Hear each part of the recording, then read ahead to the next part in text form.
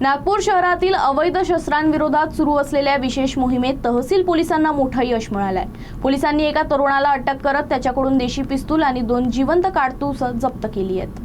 नागपूर शहरातील गुन्हेगारी आणि अवैध शस्त्रांवर आळा घालण्यासाठी पोलीस विशेष मोहीम राबवत आहेत। त्याच दरम्यान तहसील पोलीस ठाण्याला गार्ड लाईन परिसरात एक व्यक्ती अवैध शस्त्र घेऊन फिरत असल्याची माहिती मिळाली। माहिती मिळताच पोलिसांनी तातडीनं परिसरात सापळा रचून संशयिताला ताब्यात घेतलं। झडती दरम्यान त्याच्याकडून एक देशी बनावटीचे पिस्तूल, एक मॅगझिन आणि 2 जिवंत कारतूस जप्त करण्यात आली। चोरट्याचं नाव इम्रान उर्फ टिपू शेख आहे। जप्त करण्यात आलेल्या पिस्तूल व कारतुसांची अंदाजे किंमत 52,000 रुपये आहे। प्राथमिक तपासात आरोपी हा कळमना मार्केटमध्ये भाजीपाला दलालीचा व्यवसाय करतो। त्याच्याकडे हे अवैध शस्त्र कुठून आले, ते कोणी पुरवले आणि यामागचा नेमका उद्देश काय होता याचा तपास तहसील पोलीस करत आहेत। आरोपी विरुद्ध शस्त्र कायदा तसंच महाराष्ट्र पोलीस अधिनियम अंतर्गत गुन्हा दाखल करण्यात आला असून पुढील तपास सुरू आहे।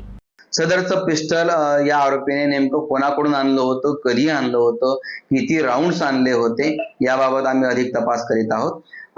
नेमकं त्यांनी पिस्टल कोणाकडून आणलं होतं आणि कशासाठी आणलं होतं याची माहिती आम्ही घेत आहोत।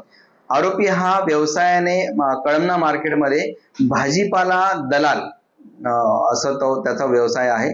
असा एक चांगला व्यवसाय असताना सुद्धा त्याला पिस्टल बाळगण्याचं नेमकं काय कारण होतं याबाबत सुद्धा आम्ही तपास करीत आहोत। सदर आरोपी विरुद्ध यापूर्वी एक 354 म्हणजे विनयभंगाचा एक गुन्हा दाखल आहे आणि हा यावेळेस आता 325चा दुसरा गुन्हा दाखल करण्यात आलेला आहे।